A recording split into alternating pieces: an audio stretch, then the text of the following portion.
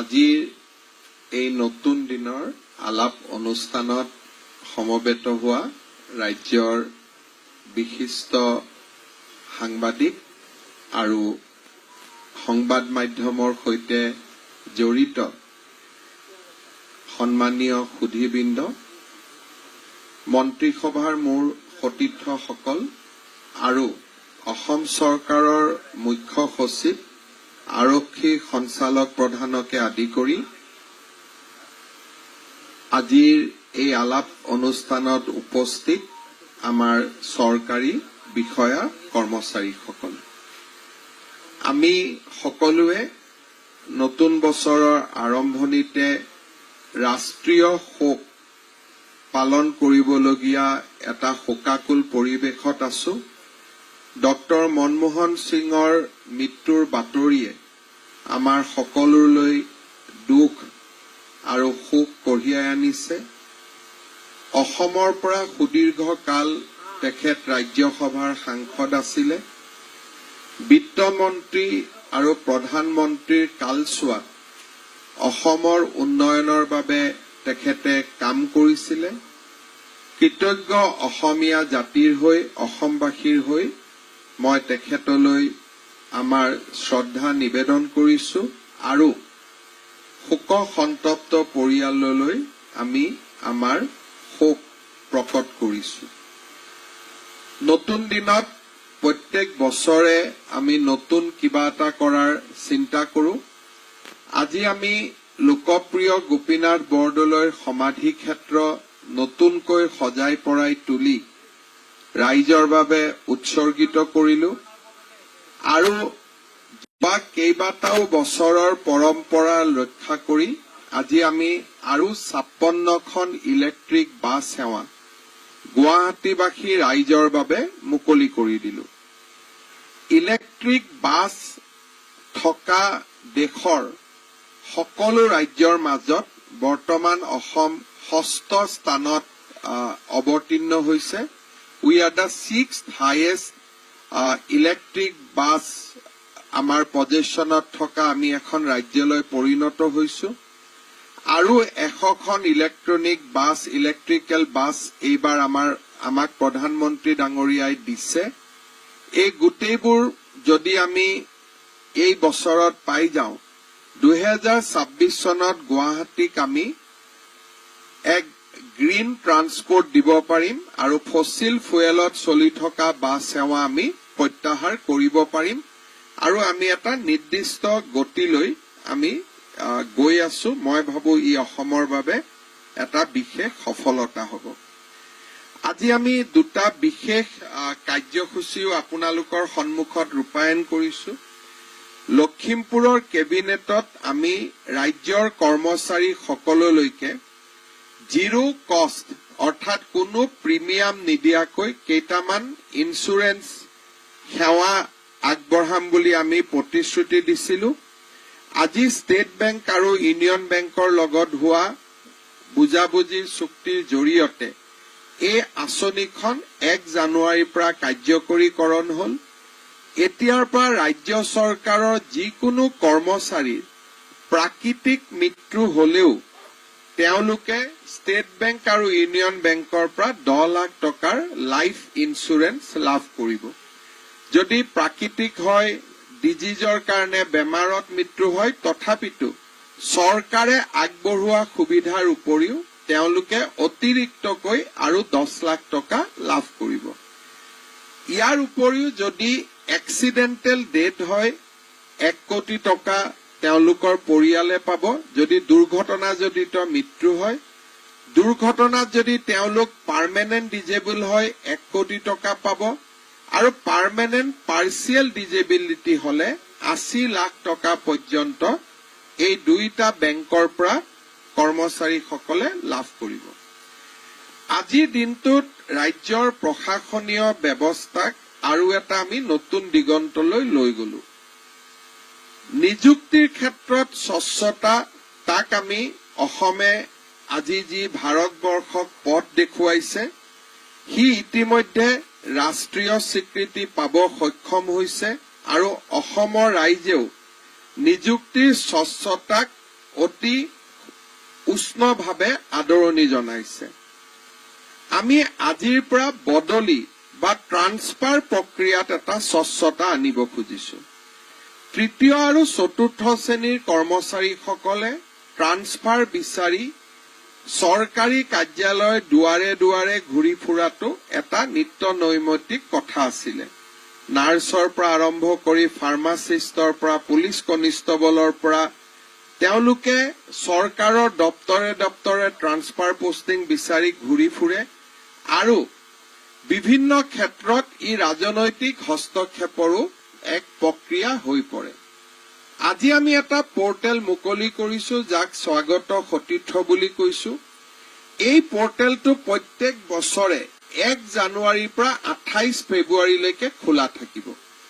ৰাজ্যৰ তৃতীয় আৰু চতুৰ্থ বৰ্গৰ কৰ্মচাৰীসকলে যিমান কৰ্মচাৰীয়ে আবেদন কৰিব খোজে বদলিৰ 1, 2, 3, 4, 5 5টা অপশ্যন দি 5খন জিলাৰ অপশ্যন দি তেওঁলোকে বদলিৰ প্ৰক্ৰিয়াত অন্তৰ্ভুক্ত হ'ব আৰু এটা পাৰস্পৰিক বুজাবুজিৰে যিমান আমি একমডেট কৰিব পাৰো, অৰ্থাৎ কোনো এখন ইনষ্টিটিউচনক খালী নকৰোৱা কৰি যদি এখন হস্পিটেলৰ পৰা এগৰাকী নাৰ্ছ গুচি আহে তাত সেৱা বন্ধ হৈ যায়, কিন্তু যদি এগৰাকী ওলাই যায় এগৰাকী সোমাই আহে তেতিয়াহ'লে চিকিৎসালয়খনৰ সেৱা বঞ্চিত নহয়।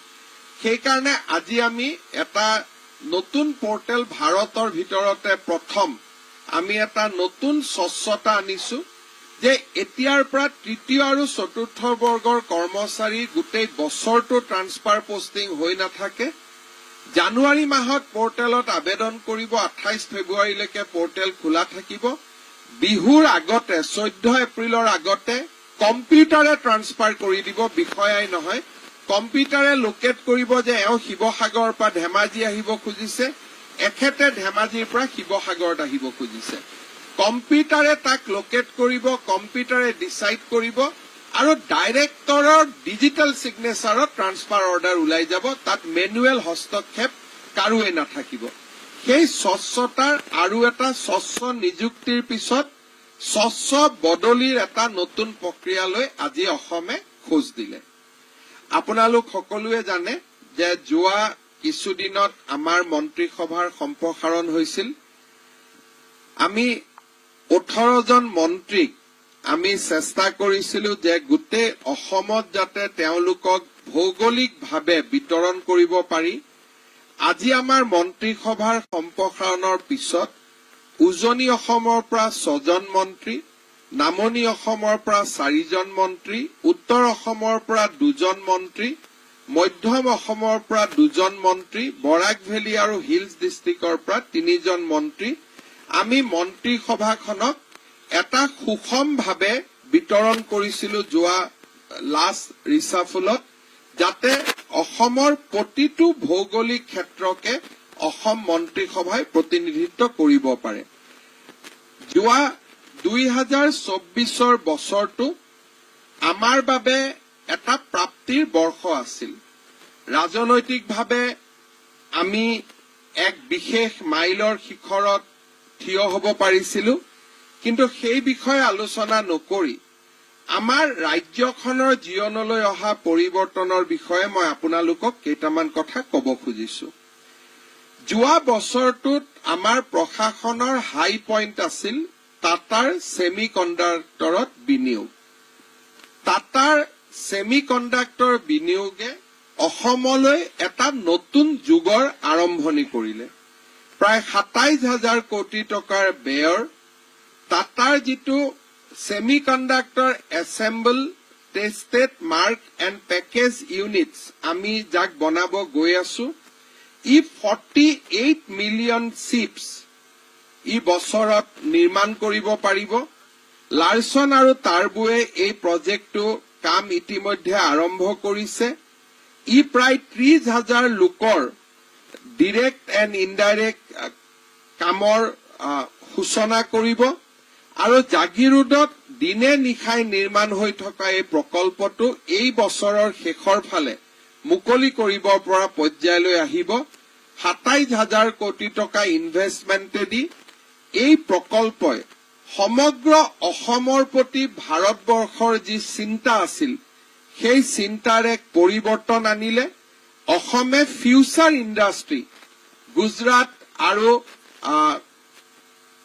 আমাৰ ক'ব গ'লে তামিলনাডুৰ সৈতে একেলগে ইণ্ডাষ্ট্ৰী 4.0 বা ফিউচাৰ ইণ্ডাষ্ট্ৰীৰ জগতখনত আমি একেলগে প্ৰৱেশ কৰিব পাৰিলো মই ভাবো যে যোৱা বছৰ আমাৰ চৰকাৰখনৰ ই এক হাই পইণ্ট আছিলে আৰু অসমৰ নতুন প্ৰজন্মৰ বাবে ই এক আশাৰ বতৰা আছিলে যোৱা 2024 বছৰটো অসমৰ বাবে প্ৰাপ্তিৰ বছৰ আছিলে চৰাইদেউ মৈদামক প্ৰধানমন্ত্ৰী নৰেন্দ্ৰ মোদী ডাঙৰীয়াৰ ঐকান্তিক প্ৰচেষ্টাত 43rd world heritage property of India আৰু এই যিটো বিশ্ব ঐতিহ্যৰ স্বীকৃতি 46th ৱৰ্ল্ড হেৰিটেজ কনভেনশ্যনে আগবঢ়ালে সি অসমক বিশ্ব ঐতিহ্যৰ মেপলৈ লৈ গ'ল আৰু অসমবাসীৰ বাবে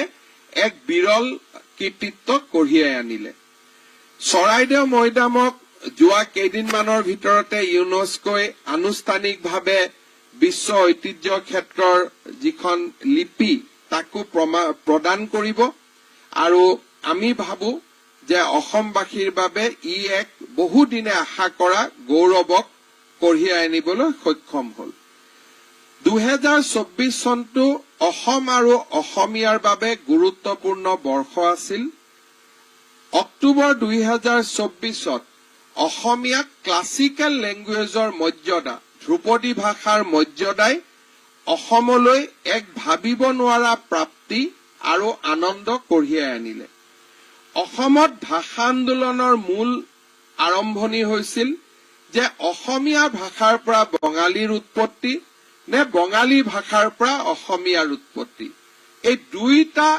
দশকজোৰা বিতৰ্কৰ অৱসান ঘটাই ভাৰতবৰ্ষৰ চৰকাৰে দুইটা ভাষাকে ক্লাছিকেল লেংগুৱেজৰ মৰ্যাদা দি আমাৰ ৰাজ্যখনৰ বহুদিনীয়া ভাষাৰ ওপৰত চলি থকা এক বিতৰ্কৰ অন্ত পেলালে এতিয়া আমি ৰাজ্য চৰকাৰে সামূহিক প্ৰচেষ্টা হাতত লৈছে যে কেনেকৈ আমি ইউনিকোডত অসমৰ যিকেইটা লিপি এতিয়াও অন্তৰ্ভুক্ত হোৱা নাই ব আৰু ৰৰ ধৰণৰ অসমৰ যিকেইটা বিশেষ লিপি সেই লিপিকেইটাক আমি কেনেকে ইউনিকোডৰ আওতালৈ আনিব পাৰো তাৰ বাবে বিশেষ প্ৰচেষ্টা ইতিমধ্যে আৰম্ভ হৈছে আৰু বঙালী ভাষাৰ লিপিখিনি কেৱল মাত্ৰ যে বঙালী ভাষাৰ লিপি নহয় ই অসমীয়া ভাষাৰো লিপি তাকো সগৌৰৱে ইউনিকোড প্লেটফৰ্মত প্ৰতিষ্ঠা কৰাৰ বাবে প্ৰাৰম্ভিক প্ৰচেষ্টা ৰাজ্য চৰকাৰে ইতিমধ্যে হাতত লৈছে